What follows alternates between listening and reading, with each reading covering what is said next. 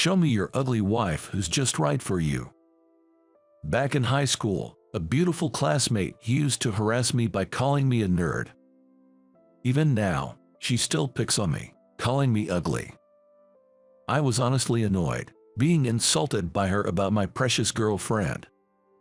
I thought maybe it was time to set her straight. As I was thinking, someone tapped my shoulder. "Sorry, I kept you waiting." I turned around to see my beloved wife. The classmate's face changed upon seeing her. This marked the beginning of her self-inflicted downfall. I'm Mitch. I own a cafe restaurant. This cafe has been my dream since I was young. While small, our menu focuses on quality ingredients in every dish. It's now popular enough to be featured in magazines.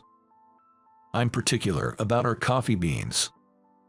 I even travel to source them directly, earning both disbelief from my friends and respect from people in the same busyness. I've also learned latte art, and recently won a competition, which I think shows my skill. Mitch, how's the cafe doing lately? It's going well. How about you? I'm doing well too. Can I visit your cafe sometime? Of course, we're looking forward to your visit. Thanks, I appreciate it. The success of my cafe is largely due to the support of my wife, Kay. Kay manages household chores alongside her busy job. Oh, what a beautiful flower. Yes, plants are soothing, and this one fits our home's ambience, so I couldn't resist buying it. Looks good, doesn't it? Yeah, I think it's great. Our home is well kept thanks to her. Kay's taste is exceptional, and her designs could easily go viral on social media. She's not only decorated our home, but also the cafe. Thanks to her, both have a refined look. I lack aesthetic sense, so I'm grateful for her advice. Your taste is really amazing. Thanks, it comes with the job. I can't thank you enough. I feel the same. However, despite appearing perfect, Kay has one fatal flaw. That's cooking. Mitch, the toast is ready. Thanks. Let's put some slices of avocado on it, and then have it with homemade consommé soup. Well, that's amazing. I could never do that. My avocados always turn out bad, and the soup turns black. Kay has a fatal lack of talent in cooking.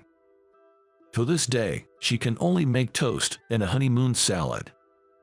She used to try cooking for me in the past, but... Whoa, that's a lot of smoke. I thought frying an egg would be easy. Fried eggs, Kay. You're not supposed to cook them whole, and judging by the smoke, you didn't use oil, did you? Trying to make fried eggs, she put them in the pan without breaking and ended up almost causing a fire with a high heat. What's that loud noise? Sorry, I was trying to make boiled eggs. Did you put them in the microwave just like that? Yeah, sure, you can make boiled eggs in the microwave, but if you put them in whole, they'll explode. Or trying to make boiled eggs in the microwave and causing an explosion. Mitch, what happened this time? This. Sorry, what is this black liquid? It was supposed to be chicken noodle soup. When she tried making chicken noodle soup, it turned into a black liquid. I did what I could to salvage her cooking, but most of it was beyond my control. I'm just no good at cooking. She had given up on her own talent. Mitch, you're amazing. You can make such stylish and healthy dishes. Thanks, but Kay, you're amazing too. You may not be able to cook, but everything else is perfect. And thanks to you, our home is beautiful. I don't have your sense of style, so I couldn't put together such wonderful decor. Even if she can cook, I can make delicious and healthy dishes. I may not have a sense of style, but Kay makes our home beautiful. We support each other like this and live peacefully. Mitch, you've got a mail. Oh, is that so? Thanks. One day, an invitation to a high school reunion arrived for me. Oh no, really? The reunion committee consisted of high school peers, and the organizer was Ashley, a girl I never got along with. Come on, the atmosphere gets bad when losers like you are around, so go away. Ashley was a beauty pageant winner, but always looked down on others. I had no good impressions of her and tried to keep my distance. I've become somewhat stylish since becoming an adult, but I was an even less sophisticated boy in high school, often laughed at and called a loser. Hanging out with a loser again, that's the worst. Stay away from me as much as possible. I don't like it either. Look at the loser talking back, that's hilarious. And, due to some twist of fate, we were in the same class for 3 years with seats near each other, so I was constantly laughed at. Despite trying to keep my distance, she kept bothering me, and it was honestly tough. You're the one who keeps coming over. Just hang out with other girls and leave Mitch alone. My friends defended me, and that's why I could keep going to school for 3 years. Especially my best friend Kevin, who even stood up to Ashley's friends and talked back to her. What's wrong? You look troubled. It's about the high school reunion. Honestly, I didn't want to go to a reunion organized by Ashley and her entourage. But apart from them, I had good friendships with almost everyone else, and I especially wanted to catch up with Kevin after a long time. If you're unsure, why not attend? You don't have to talk to the organizers just because you go to the reunion. Encouraged by Kay, I finally decided to attend and let them know. I'll pick you up after the reunion, so feel free to have a few drinks. Kay said this with a smile, and I smiled back at her. Thanks, I'll go and enjoy myself, then. Jess, have fun. With her words of encouragement, I was looking forward to the day of the reunion. Hey, Mitch. There he is. Come over here, Mitch. Hey, long time no see, everyone. When I arrived at the restaurant venue on the day, several old male friends from high school greeted me. Of course, Kevin was among them. It's really been a long time, Mitch. You've been overseas, so it's been hard to meet. You got quite tanned. Yeah, Mitch, you've become quite stylish. I thought the same, Mitch, who had no interest in fashion. Becoming this stylish is something else. We all had changes, but once we started talking, it felt like old times. I forgot my worries about the organizers and was happy to reunite with old friends. Thanks to Kay's encouragement, I was genuinely glad I attended. Hello everyone, long time no see. The beauty pageant winner Ashley has arrived. Then Ashley, the organizer, appeared. Her loud voice and playful entrance drew everyone's attention in the venue. Her style was as flashy as ever, with bold makeup and flamboyant clothes. It was to the point of feeling almost garish. Nice to see you again, Ashley. As beautiful as ever. Several classmates, dressed similarly, gathered around her like an entourage. It's like Kim Kardashian and her enthusiastic fans. Kevin, that's insulting to Kim Kardashian. All right, then it's more like a rafflesia and the insects that flock to it. Your comparisons are always so extreme. Our friends chuckled quietly at our conversation. Ashley glanced over at us. As always, you losers are so drab and bring down the mood. She started to look down on us. I bet you're still unimpressive. Your wives or girlfriends must be unattractive. If you even have any, you're probably still skulking around in the corners of society. Exactly. They've been sidelined at work, I guess. Or maybe unemployed recluses. Let's not get too close to them. They said whatever they wanted about us. I glanced at Kevin's frowning face. Unimpressive, wonder what they're looking at. Before criticizing others, they should check their own appearances. We're not even interested in you girls to begin with. Kevin muttered quietly, inaudible to them. Unlike in high school, where he would respond to anything and get glared at by girls, Kevin seemed to have grown up and was acting more maturely. After getting their fill of bad-mouthing us, Ashley and her group found a new target and left. They're finally gone. Always the same, just bad-mouthing others. Really, just all for show. Ashley indeed still had her glamorous beauty, which only seemed to grow more alluring with age. Look at this, my glamorous life I post on my social media. Her boasting was audible due to her loud talking.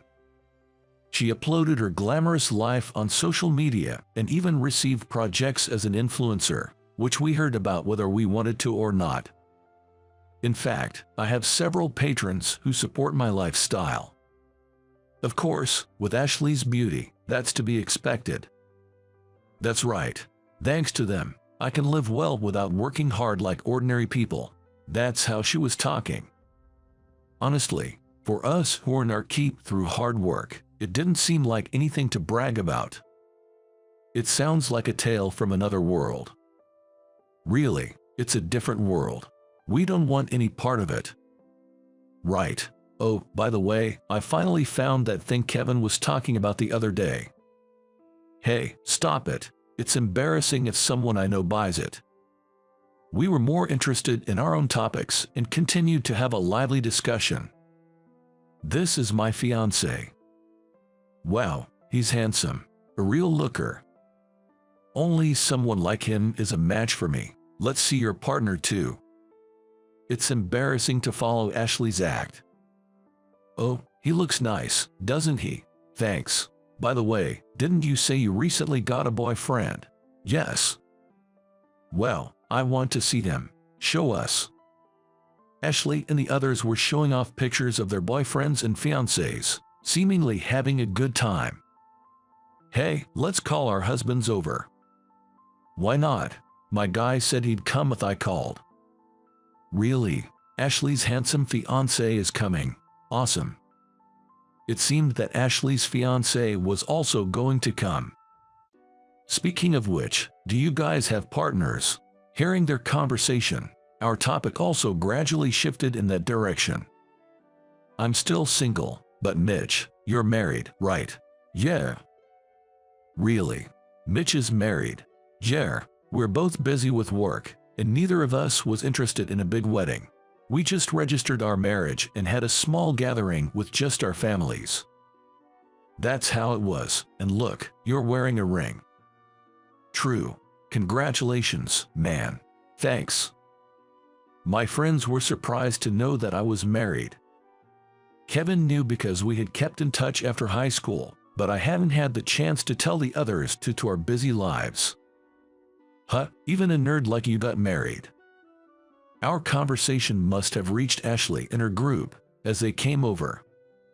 Marrying a nerd like that, what kind of woman is she? She must have a bad taste in men. Probably some unfashionable woman who couldn't find anyone better than a nerd like him. Unaware of our disgusted faces, Ashley and her friends speculated and laughed about my wife. Definitely ugly. She must be a perfect match for a guy like you. A total loser. Ashley laughed loudly, drawing everyone's attention, while I struggled to contain my anger. Being insulted about my kind and beloved girlfriend by someone like her was infuriating. Ashley, you seem to be having quite a time. Tyler. Amidst the intense atmosphere, Ashley's much bragged about fiancé arrived. This is Tyler, my fiancé. He's a handsome entrepreneur, Ashley said, clinging to her fiancé's arm. He was indeed handsome, dressed in a suit that looked expensive. Wait, that face. While everyone was paying attention, I realized I knew him. Could it be Mitch? I remember now. You're Tyler. Oh, it was Tyler, the fiancé, who recognized me first. Mitch, is that you? I'm grateful for your help. He spoke to me politely. Likewise. Thank you, Tyler. I stood up and greeted him. Never thought I'd meet Mitch here. Come to think of it, you and my girlfriend are the same age. It's fate that we meet like this. Yes, truly. The world is surprisingly small. Hey, wait. You know this nerd? Ashley asked Tyler as we were talking amicably. Tyler's smile turned to anger at the word nerd. What's with that way of speaking? What do you mean? It's a fact. He's just a nerd, whispering in the corner. Don't joke. You're ridiculing Mitch like that. Why do you always talk down to people? What? Just answer my question. Mitch owns the property my shop is in. He owns a lot of real estate around here. Tyler revealed my identity, angered by how I was mocked. In fact, my family is wealthy, and I own several properties myself. Owning my own shop was a dream come true, but managing all of them was challenging.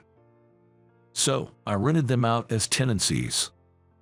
Tyler was one of the restaurateurs managing one of these properties. He was polite and earnest. A person I trusted and heard was doing well in business. No way. There's no way a nerd like him could be a wealthy landowner. Even after Tyler explained, Ashley refused to believe it. You really don't believe anything that's not in your favor. I'm sorry, Mitch. Tyler sighed and apologized to me. He wasn't at fault, but this was one of the reasons I respected him. Hey, what do we do? It kind of seems true, doesn't it? Ashley's entourage whispered, looking at us. Even if he owns real estate, he's still an unattractive nerd, right? His wife must be unattractive too. Got a photo? Show us your ugly wife, suitable for you. Enough, stop it. Come on, show us your ugly wife who matches you. Tyler tried to stop her, but Ashley was out of control. Honestly, I didn't want to introduce my wife to such a loud woman. But this might be the perfect chance to prove her wrong. As I was thinking this, a woman approached me. Sorry, I kept you waiting. It was my wife, Kay, who tapped my shoulder. Kay, you came. Yes, I arrived early. I was thinking of waiting outside, but then I came in. Wearing sunglasses and a hat, her slender figure was unmistakably not just anybody. Hey, show your face. Seemingly impatient with our casual conversation, Ashley snatched Kay's hat and sunglasses. Oh, no way. Isn't that the model? Popular model Claire. When Kay's face was revealed, cheers erupted from the crowd. Yes, Kay was the popular model, Claire. She was a celebrity seen almost daily on TV, known for her unpretentious personality, healthy style, and great fashion sense, making her a regular on various shows. This is my wife, Kay. Nice to meet you. I'm Kay, modeling under the name Claire. We turned to Ashley with a smile. The real Claire. Wow, amazing. I'm a fan. Can I get an autograph? She's so beautiful. As the crowd cheered for Kay's appearance, Ashley was speechless and seemed stunned. Ashley, long time no see. Do you remember me? Kay asked Ashley with a smile still on her face. What? Ashley frowned at Kay's question. Her expression showed she didn't understand. My maiden name is Parker, Kay Parker. Parker. Forgot. The classmate you bullied into changing schools. No way. Ashley's face turned paler as she recalled. It seems she finally remembered. I remembered what Kay had told me before. I was in middle school with Ashley, you know. Kay and Ashley were in the same middle school. But in the first year, Ashley started bullying her. My personal items would go missing all the time. I carried everything with me every day. There were baseless rumors spread about my parents being criminals, or us being poor. How awful. She has had a warped mind since middle school. Yes, indeed. I looked very different back then. Kay was not in her growth phase at the time, shorter and plumper, with a face full of acne. With long bangs and a plain appearance, she was constantly ridiculed by Ashley.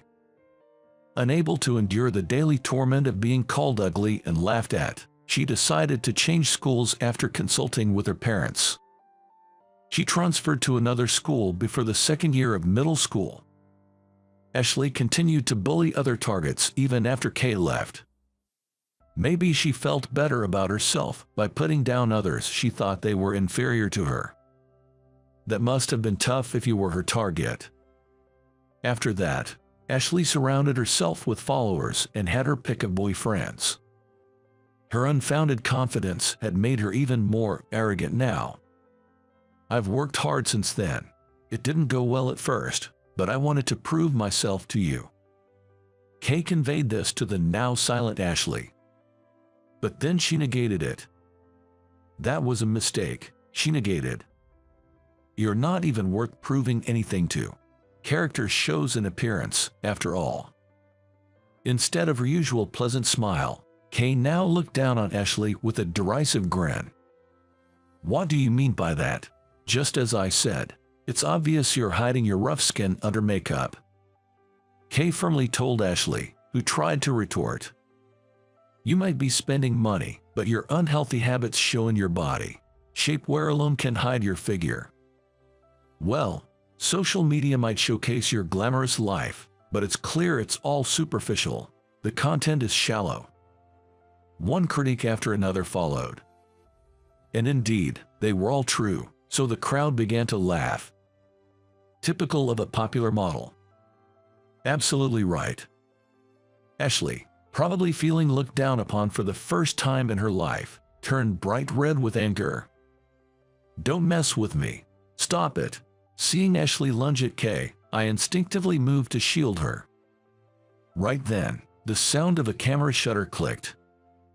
Looking over, I saw Kevin aiming his camera at Ashley's terrible face. What are you taking pictures of? Behave yourself. As I and Tyler restrained still agitated Ashley, Kevin continued to photograph her. I'm a professional photographer, you know, so I got the shot perfectly. After graduating from college, Kevin followed his dream and became a globe-trotting photographer. He's now selling his photo books, and they often sell out everywhere. If you keep this up, I'll upload these photos to your social media.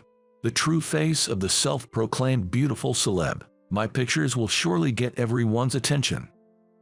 I don't care. Go ahead, Claire or whatever, and you, the real estate owner, get over yourselves and fail for all. Threatened by Kevin, Ashley hurled a final insult and left. Ladies and gentlemen, I apologize for the disturbance. Tyler apologized with an embarrassed look. Since he didn't seem to follow her, it was clear what would become of the two. The reunion ended prematurely, perhaps due to the awkwardness in the presence of the famous Claire. Did I go too far? Kay pondered on our way back. Not at all, I honestly felt refreshed. Really, but the reunion ended because of it. It's okay. The friends I'm close with exchanged contacts, and we decided to have a mini reunion at Tyler's place. Then that's good. Yeah, and I was angry too, for you being insulted. Thanks for speaking up for me. You're welcome. After getting out of the car, we walked hand in hand towards our home. I watched Kay smile beside me and remembered how we met. I'm Kay, new to your class starting today. Nice to meet you. Kay transferred to my middle school when we were in the 8th grade. I'm Mitch. Nice to meet you. Nice to meet you. You don't have your textbooks yet, right? Let's share during class. Thank you. We ended up sitting next to each other by chance, and I shared my textbook with her during class. That was the beginning, and slowly we started talking more and more. Gradually, we became closer and developed a good friendship. And then, on the day of our graduation, we exchanged contact information and graduated. At that time, it was just a friendly relationship, and we naturally drifted apart. Welcome. Hello. I reunited with her when I opened my own cafe. Struggling with attracting customers to my starkly simple shop, I was at my wit's end. Are you Mitch by any chance? Oh, are you Kay? Kay came in as a customer at a time like that. Delighted by this unexpected reunion, we shared various stories with each other. By then, Kay had already started working as a model. She had grown taller but was still full-figured and struggled with skin problems. After that, she became a regular at my cafe. I hope I'm not overstepping, but there are no customers, right? Actually, concerned about the consistently empty cafe, Kay listened as I explained everything without holding back. Mitch. What is it? I might be able to help a little. Following her advice, I remodeled the cafe, and gradually more customers started coming. In turn, I also began to worry about Kay's dietary habits. Knowing she couldn't cook and often ate carelessly, I started offering her healthy, vegetable-rich meals to help improve her diet. Hey, Mitch, I heard this kind of food is good. Yeah, I can make this, let's try it. Together, we researched meals beneficial for beauty. With her efforts, Kay rapidly became more beautiful. As a result, her modeling work increased, and she is now a popular model. We positively influenced each other, leading to success in our respective fields.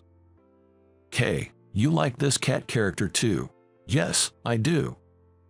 We had many common interests and our hobbies matched. When we shared our past experiences, we realized we had both been harassed by the same person and sympathized with each other. Our relationship deepened, and after I asked her out, we started dating, leading to marriage a few years later. We still advise each other and live happily together. I think meeting Kay again that day was fate. Oh, why bring that up all of a sudden? Kay laughed happily at my words, likely feeling the same. It was a strange connection, both being harassed by the same person, but I wanted to cherish this bond. Holding her warm hand, I felt strongly about it. Afterward, Ashley's social media was being flamed. Kevin didn't post the photo after all, but the story of the reunion spread among other classmates. Well, insulting a popular model like Kay and antagonizing me and Kevin, both somewhat known in our industries, was bound to backfire. It was inevitable. Ashley, with her angry, almost demon-like expression, became an internet meme, and she could no longer claim to be an influencer. Later, at a small reunion at Tyler's place, he shared the details. I broke up with Ashley. She didn't like it, but there were already things bothering me, so it was a good opportunity. That must have been tough for you, Tyler. It's nothing compared to what you and Kay went through. Ashley remained unrepentant, always blaming Kay and me. I don't care about being a popular model and owning real estate. They are just a nerd and a fatso getting above their station. It's all their fault, not mine. Continuing to speak this way, Ashley exhausted Tyler's patience. Actually, I didn't upload the photo, but I did talk about the reunion in a recent interview. Kevin, with a mischievous grin, said, his photographs are especially popular among the wealthy. After the interview about the reunion, Ashley's patrons also drifted away, and she tearfully returned to her parents' home. Never having worked before, what she plans to do now is anyone's guess. One can only hope her parents will re-educate her. Well, it's no longer our concern, I guess. That's right. Enough about that woman. Tell us more about your wife. Yeah, we really want to hear it. Okay, I will. Kay, my wife, became a bit of a topic when Ashley's social media blew up. She revealed that Ashley was a classmate of mine in high school and also went to the same middle school as Ashley. She hadn't spoken about the bullying she endured, but other classmates revealed it, and she garnered sympathy instead.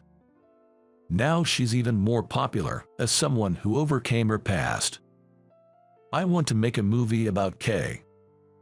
A friend who is a director mentioned this, and a film titled Becoming Claire, the popular model, starring Kay herself, was shot. The movie was a big hit, making Kay a well-known figure of the time. Meanwhile, my cafe is also doing well. After the movie revealed my existence, fans of Kay would ask, "Are you her husband?" I can't disclose personal information, I reply, though it's an open secret among the fans. Thanks to Kay asking on social media not to make a fuss, They warmly watch over us. Of course, there are also loyal fans of my specialty coffee, so I'm having fulfilling days. Welcome back, Kay. I'm home. I'm tired. Good job today. Dinner's ready in a bit. Thanks, I'm looking forward to it. Kay visits the cafe after closing. When she gets home late, I serve her a vitamin-rich meal I prepared for her. Everything you cook is so delicious, Mitch. Better than any gourmet food. Thanks. Her happy smile while eating is irreplaceable to me.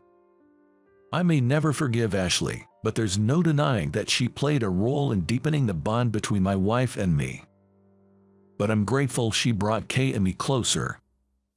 It seems every past leads to the present, not all bad after all. With these thoughts, I smiled back at the happily laughing Kay. My name is John. I've always been shy around people and didn't have many friends. With my average appearance and no talent in sports, I was practically invisible in the classroom. Girls used to call me Donkey and made fun of me. But there was one thing I was good at. That is studying. Since I wasn't good at socializing and never went out, I would spend all my time at home studying at my desk. I love studying in silence, all by myself. Thanks to that, I got into one of the top all-boys high schools in the state and kept my grades in the top 10 during my time there. I smoothly got into a well-known state university. Having spent all my time studying, I did start to feel like I wanted to have some fun too. To break away from my dull life, I decided to get a makeover. Following tips from magazine articles on how to be a popular guy, I dyed my hair color and paid more attention to my clothes to create a more modern look. However, lacking communication skills, I still couldn't fit in at university and ended up leading a dull college life, just like in high school. But I never slacked off in my studies. Being a serious person, I attended all my classes, which made me quite popular with the professors. To ensure I wouldn't struggle with job hunting, I had already been asking professors for recommendations to good companies. Thanks to this, I landed a job offer from a major food manufacturer. My parents were thrilled about my job placement. The salary was decent, so I moved out of my small apartment and rented a slightly bigger one. I hoped that as a working adult, I'd make good friends, go out for drinks, and lead a fun life. Maybe I'd even meet a cute lady there. That was my naive hope. But reality isn't always that kind. Even after becoming a professional, my life remained dull. The job wasn't particularly fun, but not boring either. There were many colleagues who joined the company at the same time as me, but they were outgoing and had great communication skills. They are complete opposite of me. I didn't fit in and couldn't get close to them.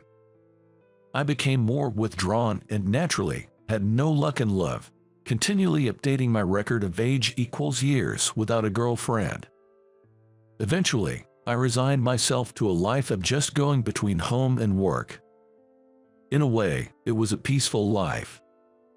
But then, at 30, I was suddenly transferred to the sales department, starting a hellish daily routine. I had always worked in the product department, mainly handling orders. The work was mostly solitary, and I only occasionally talked to suppliers. It was the perfect department for someone not good at communication. This sudden move to sales was a shock to me and probably to my colleagues as well. I guess they were short-staffed. But still, it was clear to everyone that I was the wrong choice for this department. The sales department was full of bright, communicative employees, and I couldn't fit in or adapt to the work. The workload was enormous, from client development, negotiations, and creating proposals, quotes, etc. I had to do it all. I was not a good talker in the first place, so it was causing me considerable difficulty to get one contract. My sales performance remained at the bottom. I was constantly pushed to do menial tasks by my boss and colleagues. I didn't want to do these tasks, but with comments like "still at the bottom this month, you're not contributing much, so you should at least do this," I couldn't refuse. It was clear they looked down on me. Female employees said things like I definitely wouldn't want to marry a guy as dull as John. While my colleagues slowly got promotions and advanced, I remained a mere employee. Just the typical single, uninteresting guy you find in every company. Oh well, I guess I'll just keep falling behind the younger folks and be left out. Well, it's fine, I guess. After lunch break that day, my boss, Tom, suddenly called me in to ask for a favor. Ken, one of our employees, made a promise to a client that he can't keep. We won't be able to meet the delivery deadline. It's too late to tell the client that now. They really need it by that date. The mistake Ken made was big enough to risk losing the client. Ken is the son of the department head. What if he gets fired over this? But you, being new to the department, might be let off with a warning. They'll probably just transfer you. You don't have a family, so a little pay cut wouldn't hurt. So please, can you take the fall for this? I intended to refuse and argued back. But Tom got angry and yelled, "Don't you realize you're a burden? Why don't you show some results?" Hearing those words, I felt something inside me break. I didn't want to be there anymore. I wanted to leave this company right away. Tears started to flow naturally. I guess I had reached my limit. Later, the executive Max called me in and said, "If you have no motivation, you might as well quit." I just replied, "Yes." It felt like Tom had forced me into resigning. Exhausted, I found myself calling my mom. She said, "Oh dear, you've had a tough time. Good job hanging in there. Why don't you come back home and rest for a while?" So, I went back to live with my mom. I had left this town because I disliked the countryside, but Mom knew that and didn't stop me when I wanted to move to the city. Our family ran a small deli. When I got home, my mom greeted me with a kind smile, saying, "Welcome back," and offered me some special chicken wings she had made for the shop. I teared up eating her cooking after so long. "Tommy," she said, "you don't have to push yourself anymore." Maybe it was the stress from the unfamiliar job, but I wasn't feeling well, so I rested at home for a while. Eventually, I started helping out with the deli. The customers were nice, praising my mom's dishes as exquisitely comforting. I felt much more at peace in this environment. About a year after returning home, I noticed a woman at the bus stop while coming back from shopping. It started raining suddenly, and she looked troubled, checking the bus schedule. Approaching her, I asked, "Is something wrong?" I wouldn't normally talk to a stranger, but I couldn't ignore her that day. "The bus is late," she said. Checking the schedule, I saw that the bus should have arrived 30 minutes ago. "It must be running late." "What a delay," I said. The rain was getting heavier, and there were no stores nearby to buy an umbrella. The bus showed no signs of coming anytime soon. "If we stay out here, we'll be completely drenched. Would you like to come to my place for a while? My mom's there, so it won't just be the two of us." "Don't worry, it's a walking distance from here," I suggested. Initially hesitant, she finally agreed as the rain worsened, saying, "Thank you, I'll take you up on that offer." That day turned out to be a major downpour, flooding roads and causing significant damage. She couldn't go back home for a while. My mom warmly welcomed this stranger into our home. Seeing my mom's friendly nature, the woman seemed relieved. Her name was Ava. She was 30, 3 years younger than me. Her father ran a bridal company, and she worked there too. She came to our town to inspect a new wedding venue. I hadn't noticed it outside, but Ava was very beautiful. Yet, there was a hint of sadness in her demeanor. I wondered if she had any big worries. Ava was very delicate. Her face looked a bit worn out. My mom served her our proudly made deli dishes. "We only have this, but please have them if you'd like." "Thank you." She thanked us in a soft voice, and when she tasted the food, Ava said, "I've never had something this delicious," and her face lit up with a smile. Seeing Ava smile for the first time made me feel a little excited. I hadn't really talked to women before, but I felt like maybe I could get along with Ava. When I gathered the courage to talk to her, she responded kindly, even to someone like me. It turned out she was under a lot of pressure at work. Ava was the daughter of the company president, which made her stand out at the office. However, some colleagues resented her, always challenging her.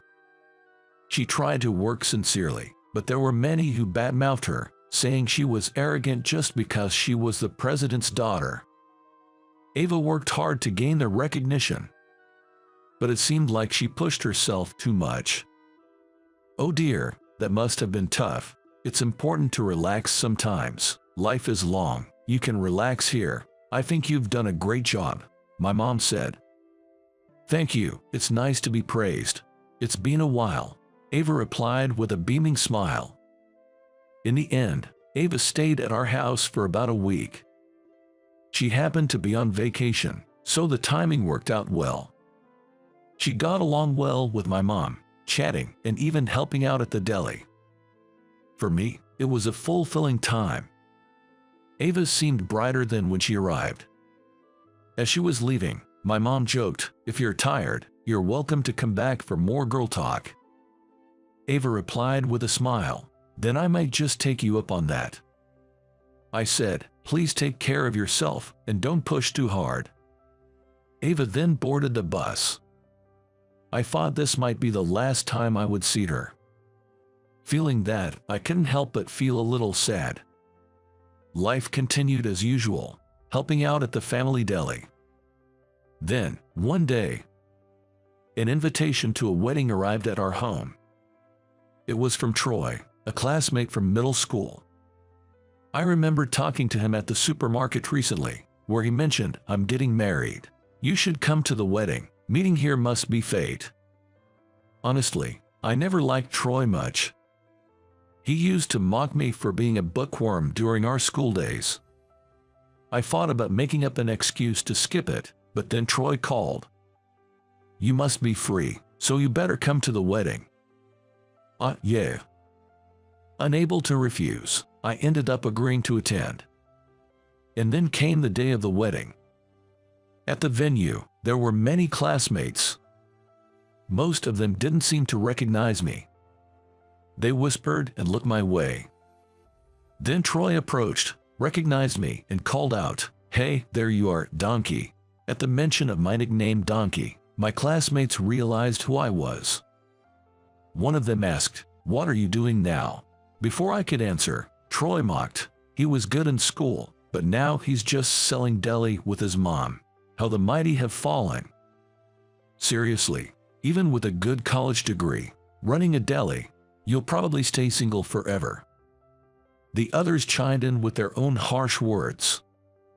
I just forced a smile, knowing it was true. Suddenly, everyone's gaze shifted behind me.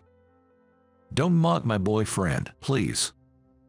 To my surprise, Ava, dressed in a suit, stood behind me.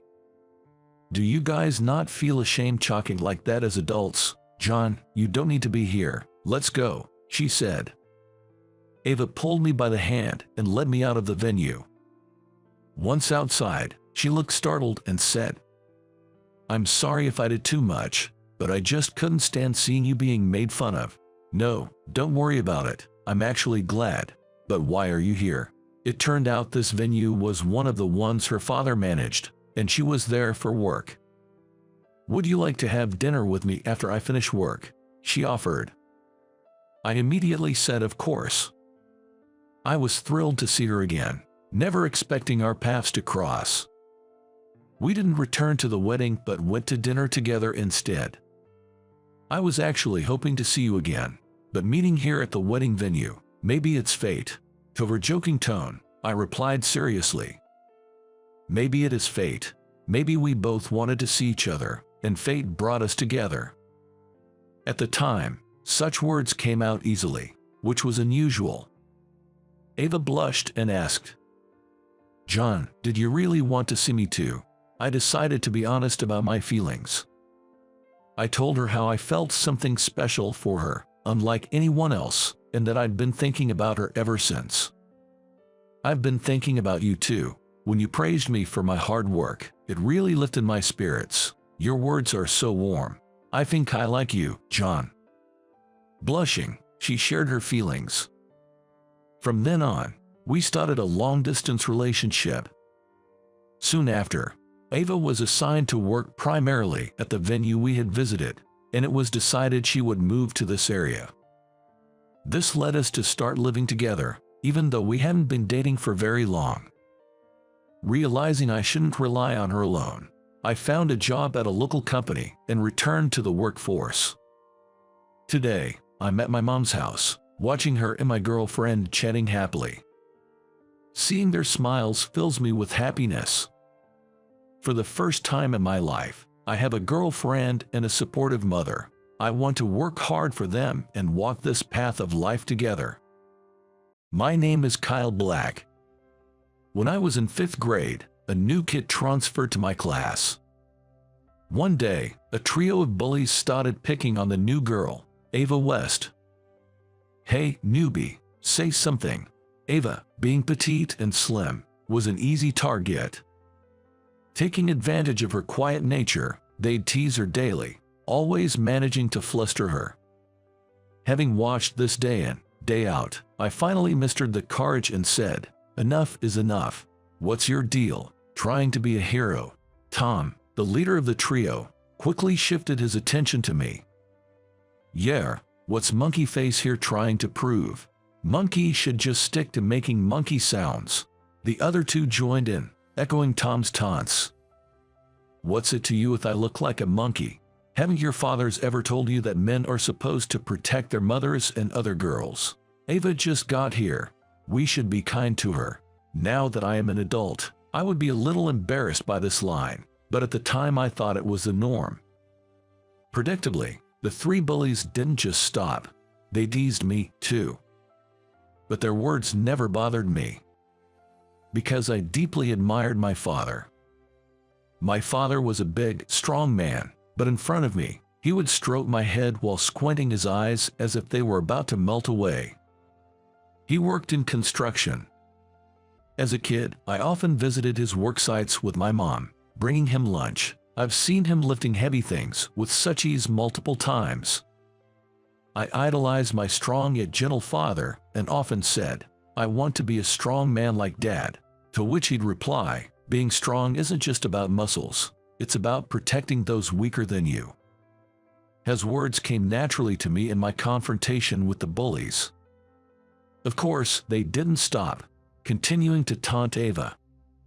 I couldn't stand seeing Ava, always on the brink of tears, so I started accompanying her to and from school.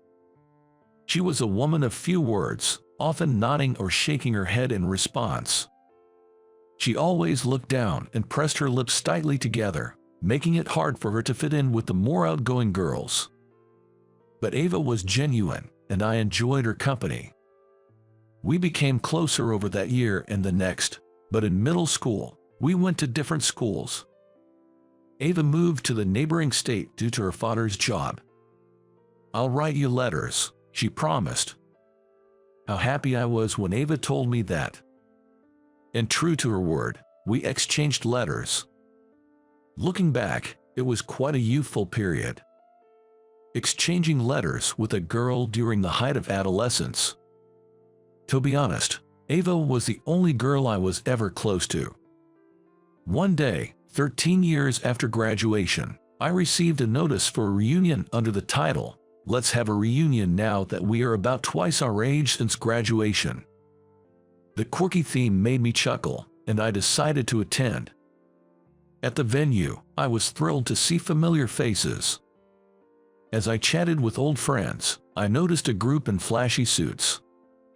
Looking a little further away, I see a group of people wearing fancy suits.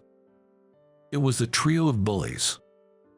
The most eye-catching of them was Tom.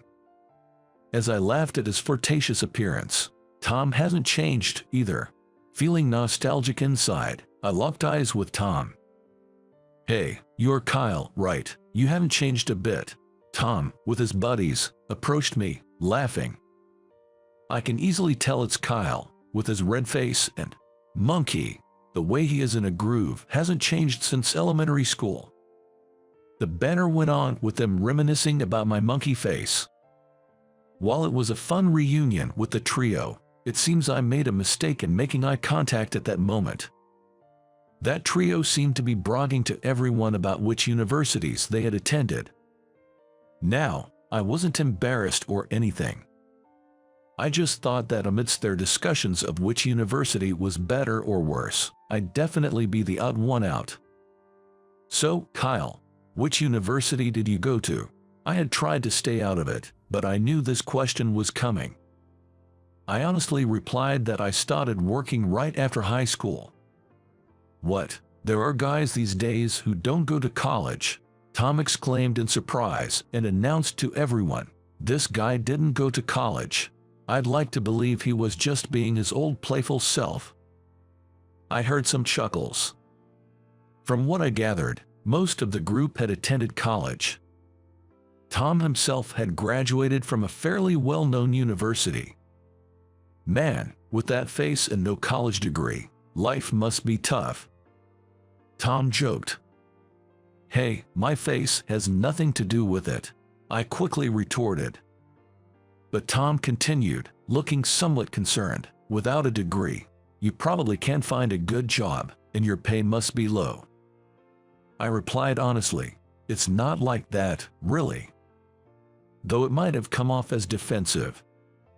Some folks expressed sympathy, others teased. I wasn't struggling by any means. Anyway, I just said thank you to end the conversation. As the reunion ended, we headed outside.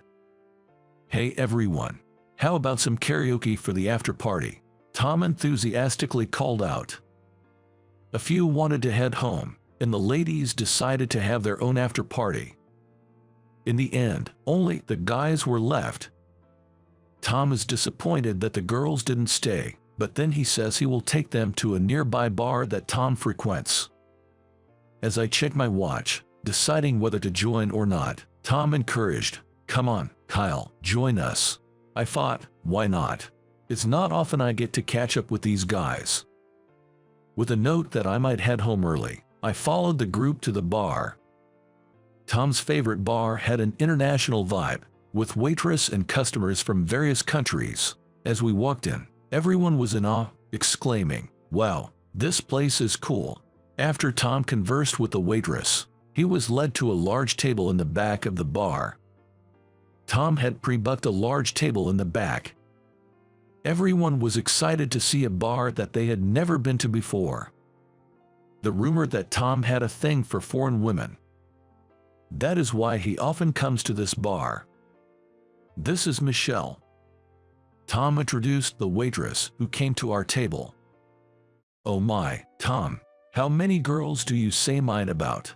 Michelle's fluent retort made everyone laugh. The bar was lively, with music playing. We could chat with the waitress, mingle with other customers, or just enjoy ourselves as a group. Everyone seemed to be having a blast. After a while, a stunning blonde woman entered the bar. With long blonde hair, revealing clothes, and a beautifully styled woman, Tom couldn't help but let out an "oh." Following Tom's gaze, we all turned to look. She looked around, and when our eyes met, she gave a slight wave and a smile. I immediately stood up, intending to leave, and said, "Well then." "Oh damn," she waved at me. Tom interrupted, clearly excited. Everyone around me cheered. "Well, then," looking at me, Tom said, "Perfect timing. Kyle, why don't you go and pick her up?" I was taken aback. "What?" Tom looks thrilled. With a gleeful expression, Tom suggested, "Let's play a game. Let's see if Kyle can hit on her speaking French." Everyone joined in the excitement. It all happened so fast, and I was completely caught off guard, but everyone seemed to be having fun, so I went along with it. The others started adding rules, like whoever thought I'd fail would cover my drinks. As they discussed, they doubted my looks and French skills. That's not even a game. Laughter erupted, but they said it seemed fun, so I should go for it. Let's see how far your high school French can take you. Go. Before I knew it, a game involving me had begun.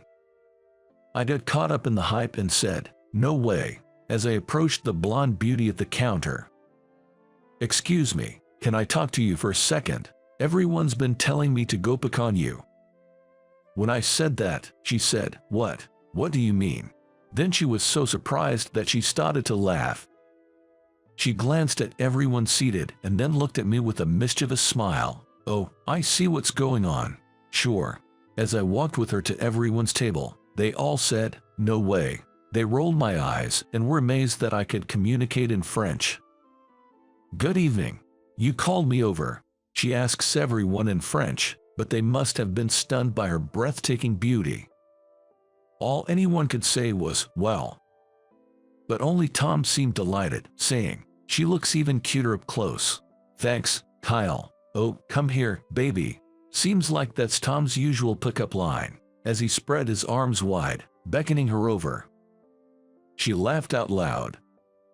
As she took her time getting to him, Tom reached out to grab her hand. "Why would I come to you? Don't get the wrong idea." When she said this, everyone looked at her with an "what" look and became quiet. That's because the words she uttered were in fluent English. "You're Tom, right? That's George next to you, and Tyler over there." I recognized all three of you right away. She mentioned only those three names in the room, but given her fluent English and her ability to name them, everyone seemed to be in shock. Seeing everyone's reaction, she and I locked eyes and burst into laughter. "Sorry, everyone, but don't you remember, it's Ava West." When I said that, everyone was silent for a moment, then exclaimed in unison, "No way. Are you that Ava?" Amid the surprise, Ava smirked. "No, darling, it's Ava Black now." Hearing that, everyone blinked in astonishment, falling silent again for a few moments. Then, a collective "what" echoed throughout the room, drawing the attention of other customers. Ava playfully wrapped her arm around mine, smiling brightly. Actually, Ava couldn't make it to the reunion because of work, but she finished up and came to pick me up. I tried explaining to everyone, but they seemed lost. Ava must have been tired from work, but when I briefly emailed her about attending an after-party, she replied, "I'll pick you up." The truth is, I still have some work to do after I get home.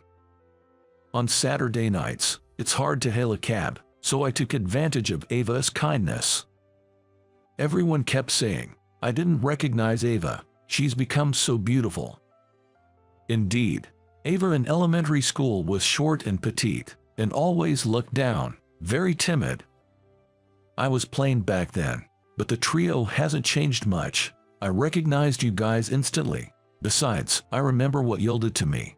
When Ava said that, Tom and his friends looked awkward. Ava had just returned from France at the time. Her father was American, and her mother was French. Due to her father's job, she had lived in France for a long time and barely knew basic English. She had been mocked for her intonation, which made her even more reluctant to speak. I was sad every day back then. When Ava told the three of them this, they sincerely apologized, saying, "We're sorry. But thanks to you guys, I was so frustrated not knowing English that I studied a lot. Now, as you can see, I'm fluent. You apologized, so I forgive you." When Ava smiled and said that, Tom and everyone else broke into smiles too. "Hold on a second, did someone just say Ava Black? Does that mean?" Tom suddenly became serious, looking at everyone's faces. "The two of you are married." "No way, that's obviously a joke." "Come on, it's obvious you two are Beauty and the Beast." Everyone was saying they couldn't believe it, but at the mention of Beast, there was a burst of laughter. Then, Ava casually remarked, "What? I think my darling is the most handsome man in the world." Everyone was holding their stomachs and laughing, saying, "What are you talking about? And there must be some mistake. Come on, there are popular guys who look like monkeys. Look at some celebrities, actors, and such."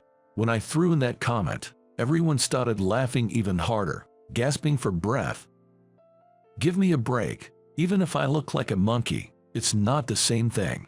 I meant it seriously, but it seemed to hit everyone's funny bone. What everyone was curious about next was how Ava and I got to the point of marriage.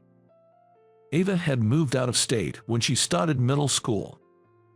Everyone only remembered her up until our elementary school graduation, so it wasn't strange for them to think that was when Ava and I last had contact.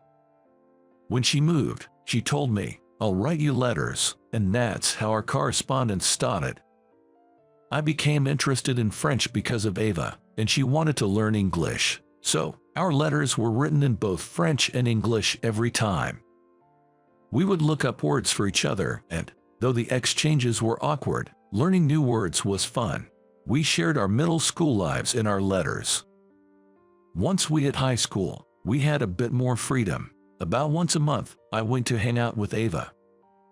Maybe because we couldn't meet during middle school. When I saw Ava for the first time in high school, my heart raced. She had grown taller, and her hair, which was shoulder length at elementary school graduation, had grown to her waist. She had become more ladylike. Turned out, we both had feelings for each other at that time. But I had no idea about it back then and kept those feelings to myself. By that time, I had a pretty rugged face, almost monkey-like. My face was so red that I even thought maybe in my past life, I was some kind of monkey. I had no confidence in my looks, especially since Ava was becoming more and more beautiful. With her blonde hair, clear blue eyes, and fair skin, I thought she was way out of my league. So, when I found out Ava liked me, I was overjoyed but also very surprised. As for Ava, she was waiting for me to confess my feelings. But whenever we met, we just hung out as friends. Every time after hanging out, she went home feeling upset, I later learned. Then, during the summer of our sophomore year in high school, she suddenly got mad while we were hanging out, saying, "I'm not meeting with you anymore."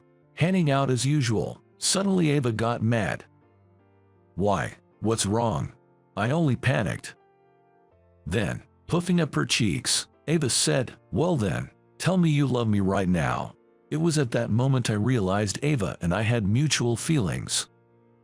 To my surprise, Ava looked even more shocked. "How did you not notice? You love me too, don't you, Kyle?" With her words, I could only nod, and Ava gave a beaming smile. Just moments ago she was pouting, and now she has this killer smile. I was caught off guard by the change and couldn't help but smile. "Then say it properly. Say you love Ava right now." Of course, I wanted to say it right then and there. But we were at a bustling town square. No way could I say it without being super embarrassed. "Come on, don't keep me waiting. Say it now. Really. Here of all places." I was embarrassed and said, "I'll tell you later," but I could tell by the look on Alice's face. She wouldn't let me go home unless I said it. I must have been beet red. "I love you, Ava." It was my first ever confession of love. I was thrilled when Ava became my girlfriend, but I still lacked confidence in myself. One day, I asked her, "Aren't you embarrassed to be with someone like me?" Ava widened her eyes and exclaimed, "Why would you think that? You look so ruggedly handsome. Plus, you have a strong and kind heart. Remember when I just transferred schools and you helped me out? Since that moment, Kyle, in my eyes, you've been the coolest guy ever." Ava looked straight at me and reassured me like that. From then on, I gained confidence in myself. Our relationship continued as a couple, and after high school graduation, Ava went off to college while I joined my family's construction company, where my father was the CEO. I considered going to college, but having acquired specialized training and certifications in high school, I was eager to start working right away. And so, I waited for Ava's college graduation to propose. We happily became husband and wife. I briefly shared our love story with everyone. You see, my darling is the best husband in the world. At Ava's sincere gushing, everyone started to blush and said, "Oh, stop it. Kyle, I should have been better. I admit my mistakes." Tom scratched his head, smiling slightly. If I hadn't teased her and been kinder, maybe Ava would have been my wife. No way. I love someone wild and gentle like my darling. Tom seemed a bit regretful hearing that. However, when he said he'd drink too much if he heard any more of this lovey-dovey talk, everyone laughed and told him to head home early. Let's toast to the couple's happiness. Yeah, Kyle, drinks are on us tonight. In the end, they told me, Kyle, make sure you keep her happy, and we parted ways with smiles all around. It's been 2 years since that reunion. I've been working hard every day, preparing to take over the family business for my father. Ava has fulfilled her dream and opened a nail salon. She looks happy every day. We both lead busy lives, but fulfilling. Right now, it's just the two of us, but we hope to have kids someday. Our current dream is to live happily in the house I built. We're taking it one step at a time, working together to make our dreams come true. You'll do as I say. She said that to me as she was about to make a request. Having unintentionally seen something of hers, I was overwhelmed by guilt, or something similar. I had no choice but to listen to her. How did this happen? Well, my name is Tyler. Currently, I run a quiet coffee shop on the first floor of a building. When I say coffee shop, I'm not talking about the trendy ones serving flashy-looking drinks, but rather the ones that specialize in coffee, essentially, old-fashioned coffee houses. I've always loved coffee. Before I realized it, I found myself running my own place. I researched coffee beans and brewing techniques, worked hard to make the best coffee. After much dedication, I finally had my own shop. Of course, every coffee I serve is my pride and joy. For those who aren't fans of bitter tastes, I also have a variety of items like cafe au laits, suitable for beginners. I've created light meals that go well with coffee. It's truly a place made for coffee lovers. Now, being a huge coffee enthusiast, I drink multiple cups a day, so much so that my doctor advised me to cut back. I have to stay healthy to keep the shop going, after all. It's crucial to manage stress and have some outlets, but dang, haha, the coffee here is as bad as ever, haha. That's how I'm battling stress right now. It's currently 9:30 in the morning. I set the shop's opening time at 10 a.m., so it's technically before opening, but there's a man at the counter, enjoying a sandwich and coffee while tossing out insults. His name is Kevin. He's an incredibly rude fellow, but I can't say anything against him. Why, you ask? Well, let me tell you. Kevin owns the building where my shop is located. If I upset him, there's a chance I might get kicked out. I've seen tenants being evicted before, and I've only had this shop for about a year. Moreover, this guy always comes before opening hours. I don't have to worry about weird rumors because of that, but it's still unpleasant. If you think it doesn't taste good, you don't have to come, Kevin. You must be a busy man. If I can get a free meal, why not? Even if it's bad to my gourmet taste, it's probably just right for the average Joe. Haha. In exchange for a discounted rent, I occasionally serve him breakfast. I eagerly accepted that deal, but if I could go back, I'd punch my past self. Sure, Kevin is an investor in real estate and other ventures. That means he has a refined palate, but it is not certain whether his sense of taste is truly superior. Anyway, being criticized like this doesn't feel good, but I have to endure for now. After finishing the sandwich and coffee I made, Kevin remarked, "Today's was a bit better, haha. Keep it up," and left with some mysterious advice. He stayed for 20 minutes. He leaves right around opening time, so it doesn't interfere with my business.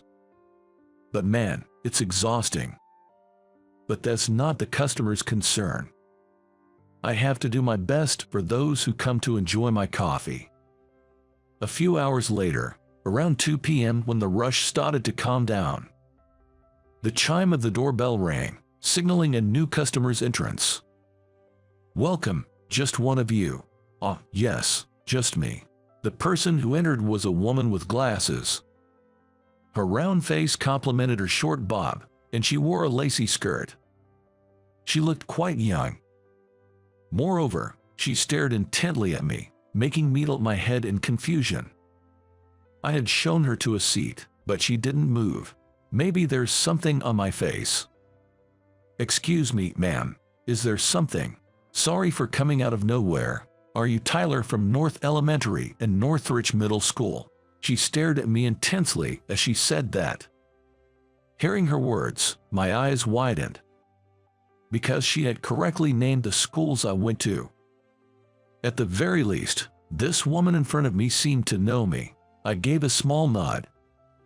"Yes, that's me, but..." "I knew it. It's me, Emily. Don't you remember?" "What, Emily?"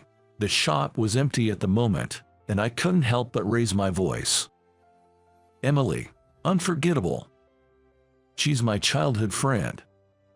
I can't recall when we first met. We lived close by, attended the same preschool, and played a lot at the same park. Emily's parents ran a business, so she was like a little heiress, while I came from an average household. But such differences didn't matter in our childhood, and Emily and I shared countless adventures. From racing to hide and seek, to seeing who could make the biggest mud pie. We spent so much time together that even in elementary school, we were inseparable. In fact, Emily was so shy that she'd say she was scared to go to school if I wasn't with her. Her concerned parents even considered transferring her, but she was adamant. "I don't want to be separated from Tyler." She was quite stubborn, to say the least. So, we went to and from school together, and I often hung out at her house. Our parents became close too, and whenever my folks were late from work, Emily's parents would let me stay over. Their house was so grand, it was every kid's dream. But our close bond broke in middle school. Why? Because I heard Emily got a boyfriend. She always had a youthful, round face which made her popular among the boys in middle school. So when I heard she got a boyfriend, honestly, I was jealous. I regretted not confessing my feelings to her sooner and realized for the first time that I had fallen for Emily. Moreover, I witnessed Emily entering the science prep room with an older boy from a year above. Curious, I sneaked a peek and saw Emily and him hugging each other. In an empty classroom, just the two of them sneaking around. Well, the nature of their relationship was pretty clear. In that moment, I realized that although I had feelings for Emily, it was too late. I distanced myself from her. Can't blame me, right? The senior she was with was good-looking, and I felt I couldn't be by Emily's side. At the very least, I didn't want to stand in the way of her happiness. And so, our connection was broken. Emily reached out a few times after starting high school, but I never felt like responding. Eventually, her messages stopped coming. But now, after all this time, why is Emily standing right in front of me? We hadn't met since becoming adults, so I didn't recognize her immediately. But now, even with makeup, she's unmistakably Emily. I'm so glad. You remember me. How could I forget? But why are you here? I saw your cafe in a magazine, so I just had to come. Come to think of it, my cafe had been featured in magazines a few times. Apparently, Emily saw one of those and decided to drop by. Thanks for coming. Feel free to relax and stay a while. Tyler, do you have time later? Huh? There's something I really need to ask. I know it's presumptuous to suddenly show up like this, but you're the only one I can ask. Emily looked desperate and anxious. It seems there's a significant matter at hand. Seeing her distressed, I took a quick glance at the clock. Okay, I understand. My cafe closes at 6 p.m. Can you come by afterward?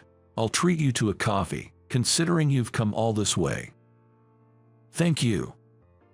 I felt bad leaving Emily in her current state, but I couldn't leave the shop during business hours. We decided to meet up later, and Emily left for the time being. By the way, my cafe operates from 10 a.m. to 6 p.m. I don't offer a breakfast menu because I want customers to savor their coffee. With that thought, I decided to prepare a coffee for Emily and watched her leave.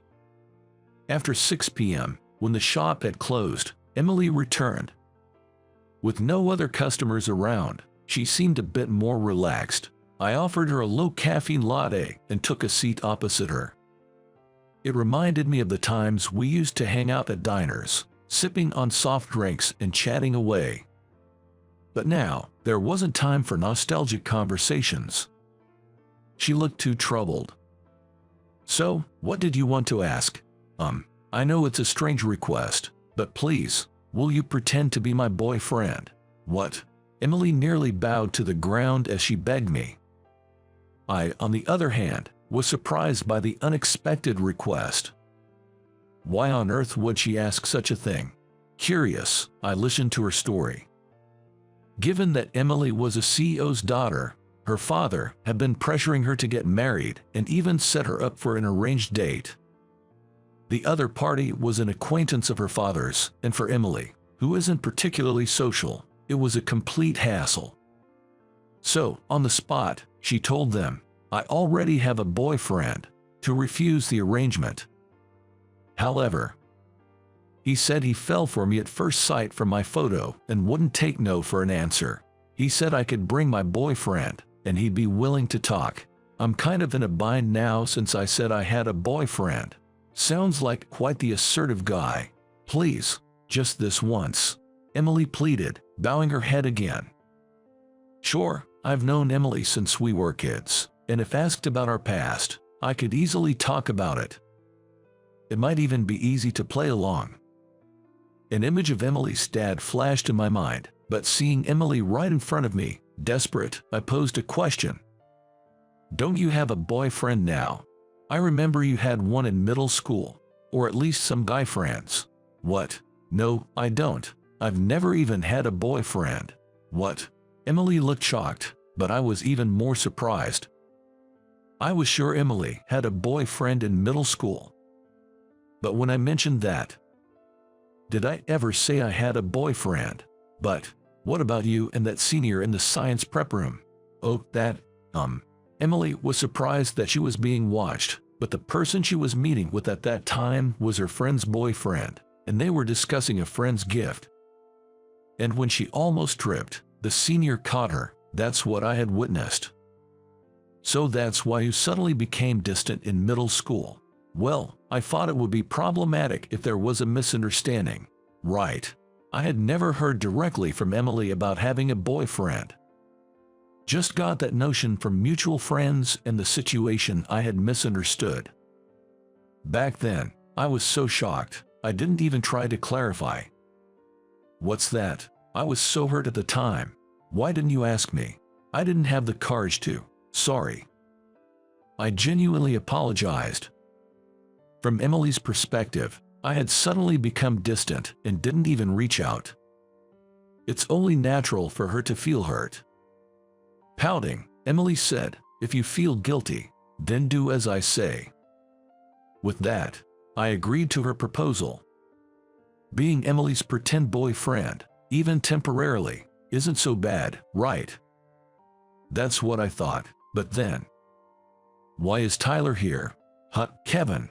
We were set for a formal date in a rather fancy restaurant, but to my surprise, the other party was none other than Kevin.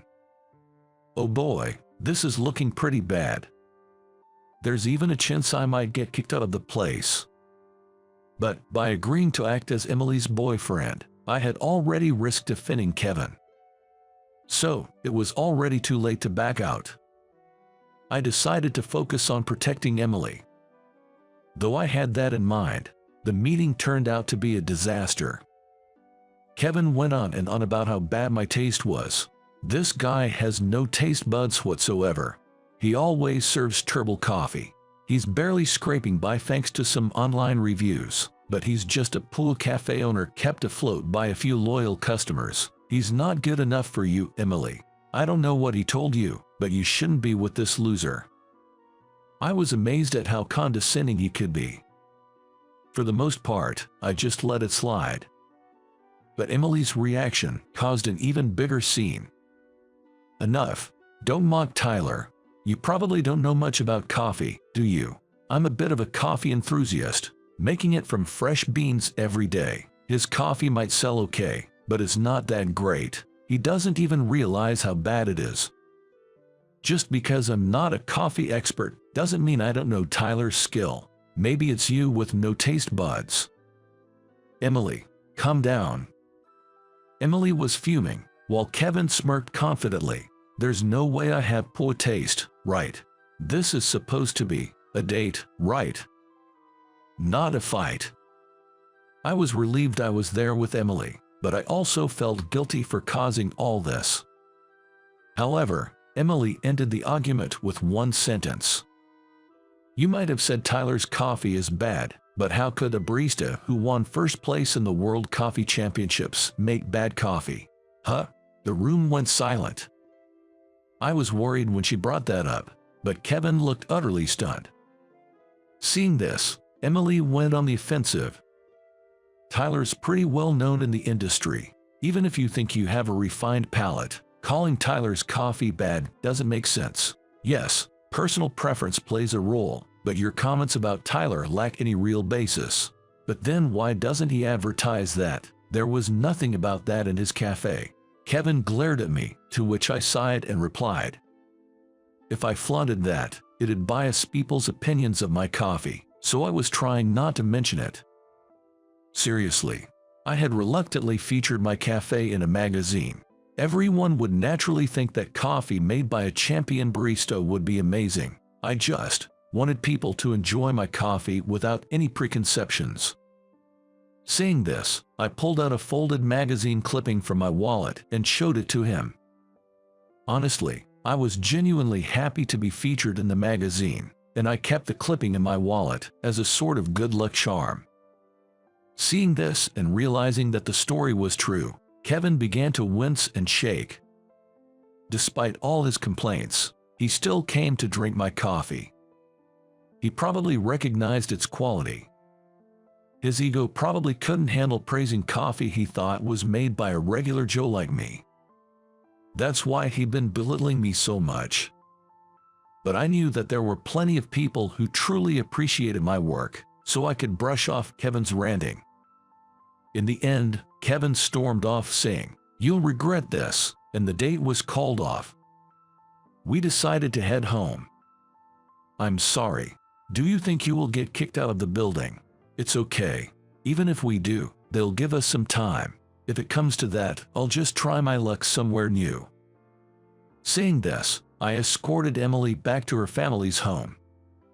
While I was concerned about the cafe, I felt good about standing up for Emily. But now that this was over, would Emily and I drift apart again? The mere thought filled me with a deep sense of loneliness. It felt a lot like when I heard Emily had gotten a boyfriend. Did I want to be away from Emily again? No, definitely not, especially after rekindling our bond. This time, I want to be right by her side. Hey, Emily, what's up? I stopped walking, and she did too. Looking straight into her eyes, I declared, I've always loved you, Emily. I want to be your real boyfriend. Though my heart was racing, Emily, tears in her eyes, whispered, I've waited so long to hear that, and she embraced me. Despite my romantic confession, our surroundings shifted dramatically after that. First, after confessing, I immediately headed over to Emily's parents' home to greet them after a long time and to get down on one knee, saying we're officially dating now, so please don't bring up any arranged marriage talks. Her parents, especially her father, were pretty furious that the date had been disrupted. When the main culprit turned out to be me, he didn't seem to change his opinion. Well, he's a CEO after all. He probably wanted his daughter to marry someone of appropriate status or wealthy. However, Emily secretly recorded the whole encounter with Kevin during the matchmaking and played it back, saying, "Dad, you really can't judge a person." Hearing Kevin's rude remarks, Emily's mother chimed in, "If Emily has to marry someone like that, I'd rather she be with Tyler." With that, we gained an ally. In the end, her father gave in, and we were allowed to date. As for the cafe I was worried about, I didn't get kicked out. Actually, Kevin was no longer the owner. Emily's father, as a way to make amends, bought several buildings owned by Kevin. Turns out, Kevin had a habit of berating other tenants in the building, just like he did with me. He got sued by a bunch of them. The settlements put a significant dent in his finances. The real estate world has its interconnections, so Kevin's been feeling pretty cornered. Emily's father was furious, saying, "He dare hurl those nasty words at my daughter." It seems he took various steps to set things right. After a few months, I stopped hearing about Kevin entirely. I'm not sure what's become of him. As for us, Emily started helping out at my cafe, so we're together almost all the time. Though we've only been dating a few months, it feels like we've known each other forever. We've even talked about getting married on our first anniversary. Why not marry right now? We want to enjoy our relationship a bit longer, that's all. For now, I just want to be la vie de vie with Emily. In a few years, though, we'd be married, blessed with children, and the cafe would be booming. But that's a story for another time.